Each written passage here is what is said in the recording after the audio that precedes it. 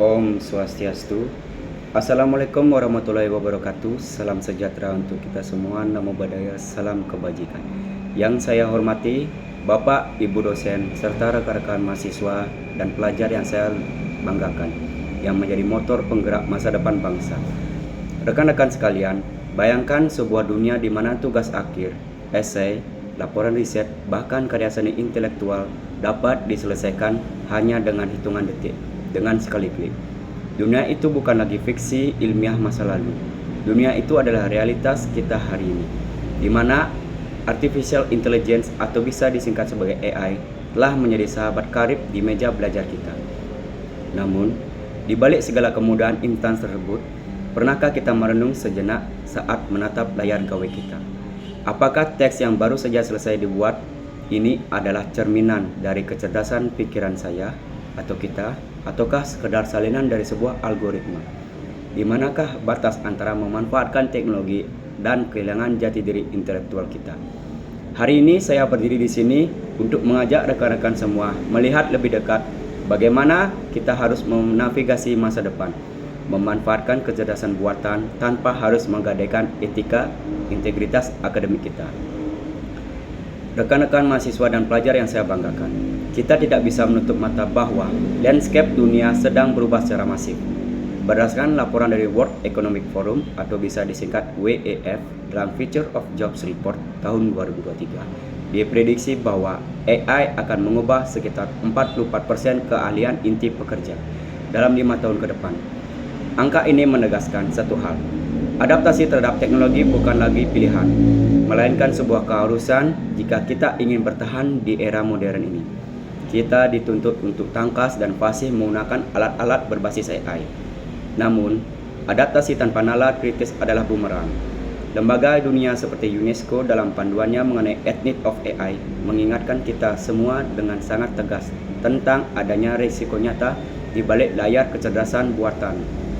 Mulai dari bisnis algoritma yang terkadang menyesatkan, hingga ancaman serius terhadap perlindungan data pribadi kita. AI bekerja berdasarkan data masa lalu yang diolah kembali. Ia tidak memiliki moralitas, tidak memiliki hati nurani, dan tidak selalu menyajikan kebenaran mutlak. Kita hanya menelan mentah-mentahan apa yang disajikan oleh AI. Kita sedang menjerumuskan diri ke dalam jurang disinformasi. Oleh karena itu, poin pertama yang harus kita camkan adalah menjaga batasan antara bantuan teknologi dan orisinalitas karya. AI seharusnya kita posisikan sebagai mitra diskusi, sebuah alat pemantik ide atau sarana untuk mempermudah teknisi penulisan, bukan sebagai pengganti otak kita untuk berpikir. Poin kedua, yang tidak kalah krusial adalah menjaga integritas akademik. Terkait ahli ini, University of Oxford dalam panduan resminya AI Guidance menggarisbawahi bahwa ketergantungan terlebih pada AI tanpa adanya atribusi atau pengakuan yang jelas dapat dikategorikan sebagai pelanggaran integritas ilmiah. Karena kita menyalin hasil pekerjaan AI dan mengklaimnya sebagai pemikiran murni kita. Di sanalah kita sedang menciderai kejujuran intelektual kita sendiri.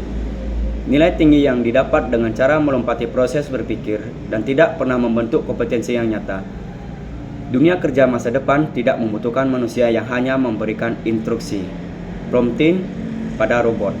Tetapi dunia membutuhkan manusia yang memiliki critical thinking, mereka yang mampu menganalisa, mempertanyakan, memvalidasi data, dan melahirkan inovasi yang membawa masalah bagi kemanusiaan.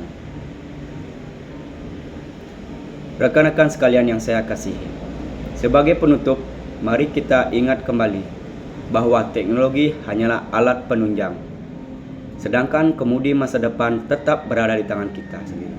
AI bisa membantu kita menulis barisan kalimat yang indah. Namun, AI tidak pernah bisa menggantikan kedalaman rasa, ketajaman analisis, dan integritas moral yang tertanam di dalam jiwa seorang pelajar sejati.